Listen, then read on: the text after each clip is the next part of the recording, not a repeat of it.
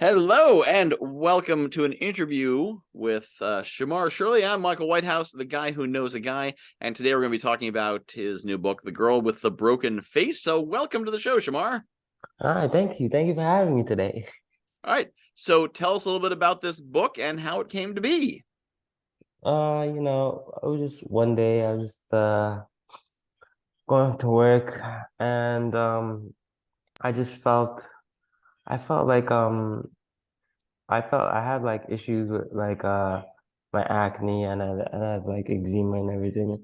So my face wasn't looking the best. And it was just, it was just like I was like really in my mental, like doing that and everything.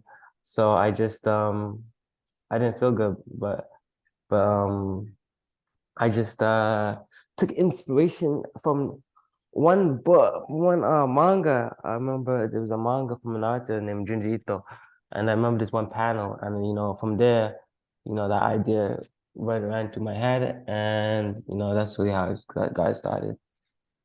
Okay, so tell us a little bit about the book and what it's about. It's about a girl. She's from a small city in Ontario, Canada. She she's very beautiful. She's very, the most beautiful girl in the small town, right? Mm-hmm. And unfortunately, due to circumstances, her face gets messed up, and she has to, that beauty that she once had, is no longer applicable, and especially in the industry, she wanted to go into like acting, Mm-hmm. to part of beauty, it was no longer applicable for it. And and the townspeople did, just kind of turned their back on it. It's just really, yeah, like that is what happened. It spoke about Okay, and so what inspired you to write that? just first how I felt like, cause like how I told you about my acne and like how my eczema and everything. It was like that like I felt like I was up there, and then I felt like after the eczema and the acne and everything, I felt like I was down there. So Mm-hmm. I kind of pulled that in the story, like when a girl feels, because I feel like men's beauty isn't as I don't know, isn't like Mm-hmm. a woman's beauty is more important. So Yep. I obviously I changed the genders, and so the girls, she has some sort of issue. I started up there with the issue of her beauty, Mm-hmm. and then I found a way, kind of Shakespearean, kind of like, something kind of not totally ridiculous, but kind of like you could see it happening. Okay. Uh, uh, Kind of fall from grace, and then she's in this low spot, and yeah, that's what happened. Yeah, Okay. And so what's the future of your books? Do you have other books in the pipeline? yeah. I got a few. Sticking to the theme of sadder. I like that little sadder themes. Mm-hmm. I got like two I can definitely just outline. I've already outlined, but it's just about character versus self. Just just dealing with any issue. That's what I'm really into right now. Gotcha. And so you mentioned she's from Canada. What's the connection there for you? Is that where you're from, or? Yes, I am from Toronto, Ontario, Canada. Hmm. I'm from the east side of Toronto. It's a little spot called Scarborough. Hmm. Imagine if you were in New York, it'd be like, imagine, man, I've been to New York. Manhattan would probably be like what everybody really knows, but like you have Scarborough would be like the east. It'd be like Brooklyn or something like that. Okay. Right. So I'm from there. And the town in the book is inspired by, it's not a small city, but it's a city up north from Toronto. It's called Barrie, and I show little imageries of that in the images in the book. You can see little icons of the Barrie skylines and that. Yeah. Okay. And you mentioned manga, and that being some of the inspiration. So do you draw a lot from manga and anime in creative works? Oh yeah. Manga and anime has been my lifeline since forever Hmm. because I don't know, like since I was kid, I always liked animation. Animation has been pivotal to my growth as an artist and a person. Um, let me see. Let's see. Like when I was growing up, SpongeBob. Even now, I remember Hmm. I rewatched SpongeBob. Just the storytelling. It was brilliant. Like even just as a professional standpoint, I can watch SpongeBob like this is brilliant. This still makes me laugh Hmm. as a young adult, and there's layers to it. And then when I was growing up, I still wanted more more maturity in my what I watch. So I started watching anime. Anime is more focused. Eastern Japanese animation is more focused for teenagers to young adults. Yeah. And I felt like I was, Western American, North American, television animation was really running me thin because I could feel like I knew where everything was going. Once I got into Japanese animation, it was a whole different plane. It was like eye opening that, and there was like so many life stories I got from it, and it was just amazing. The most pivotal moment in my life, discovering anime. Oh, yes. So what are some of the animes that most influence you? I say Bleach and Evangelion and Neon Genesis. Hmm. Because Bleach just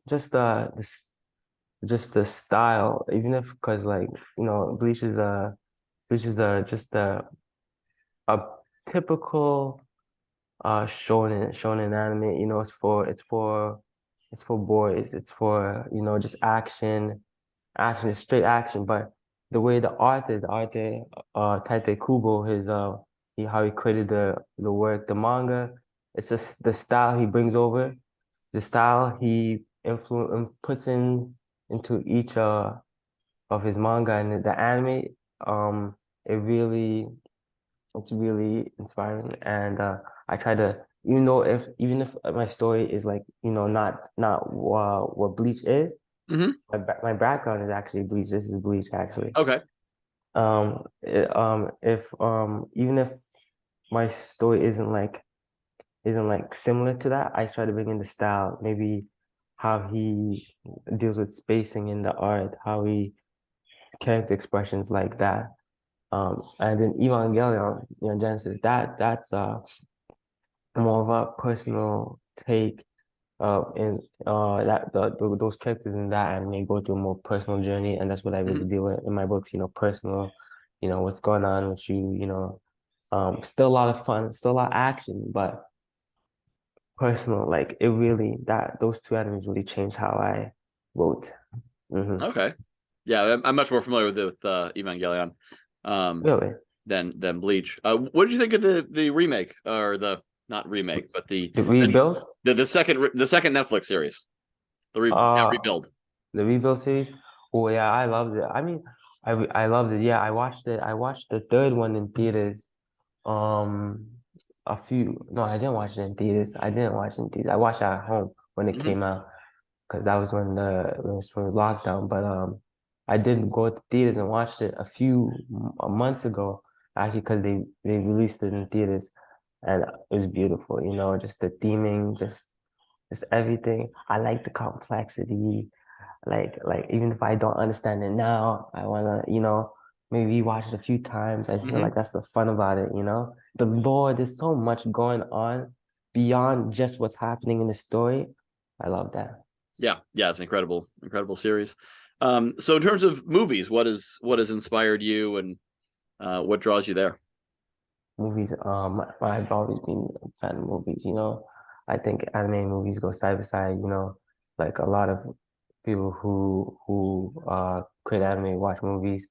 And they've always movies like I don't know, like Pacific Rim. I like Pacific Hmm. Rim. I like I mean, there's so much like whenever I'm writing, I I draw from whatever I've watched and be like, okay, I want some of this, I want some of this.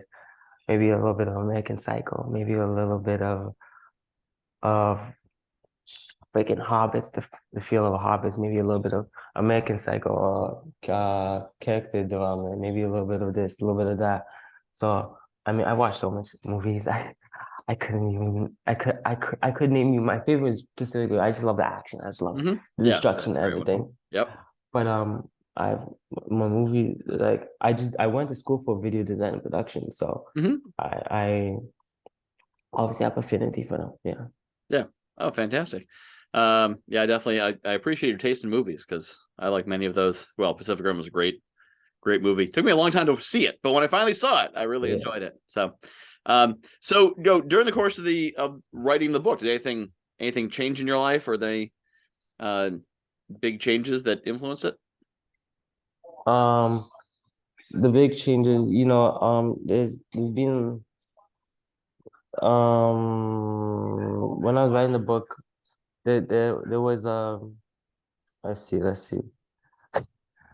I was just I was it was just like my like I was when I first started doing it, it was like when I was at home, I was in Canada.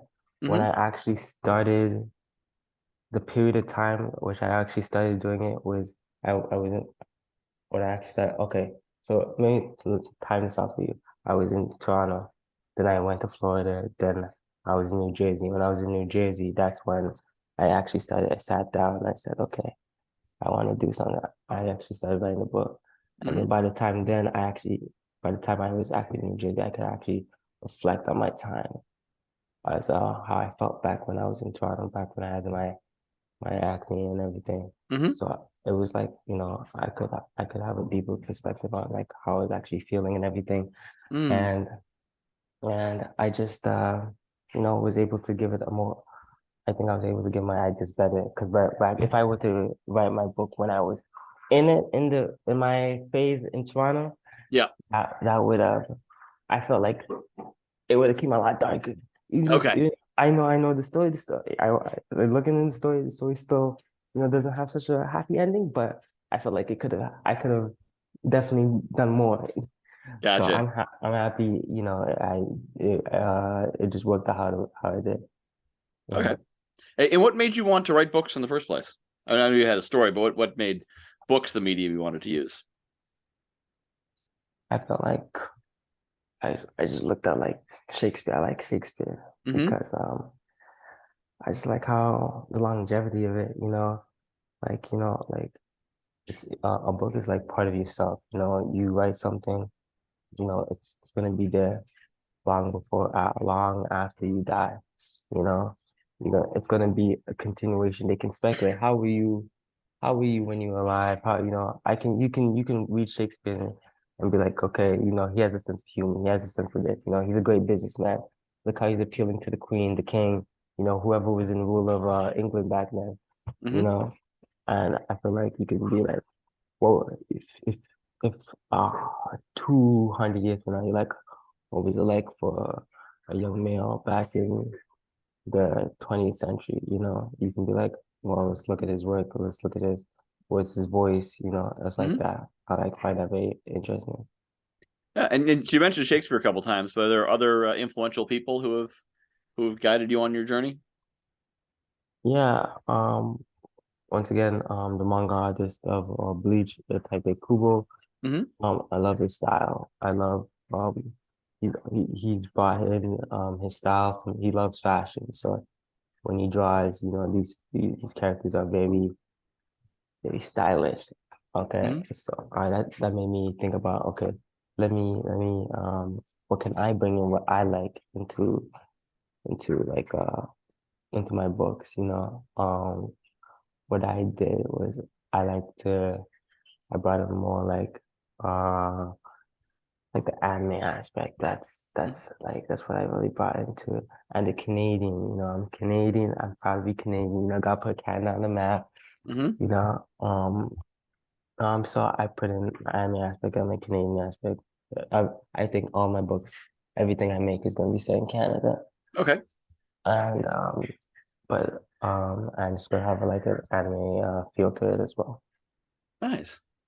Yeah, just when you said that, a couple shows came to mind that are set in Canada.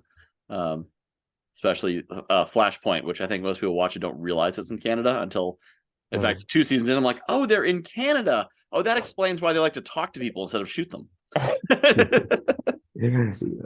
So, and so you write. Obviously, you talked a lot about art. Do you do art other than books?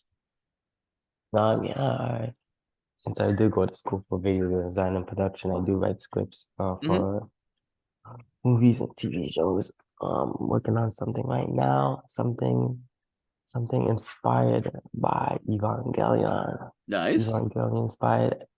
See, like working on this, like I get inspiration from like a few TV shows. Evangelion, there's a show called Berserk. The manga is beautiful, and the anime was beautiful. The '90s version was beautiful. What else? I and those shows all just those shows all just like mesh together in like a melting pot, and I put my ideas in there. It's like cooking, put my ideas in there, those shows in there, and I come up with a whole new recipe, and it's like there you go. Yep. That's what I'm doing right now. Awesome. And so, of course, they can the link to get the book, The Girl with the Broken Face, on the Red Republic site will be in the show notes. So they can find it there or on Amazon, I assume. How else can people get in touch with you or follow you if they want to follow more of Shemar's work? You can go follow me on Instagram at First Kiss FI First Kiss as in first, regularly spelled, and kiss as in KIXX, and then on TikTok you can follow me on XXX Arthur, XXX as in triple X's, and Arthur as in the art of a book. So All right. yes.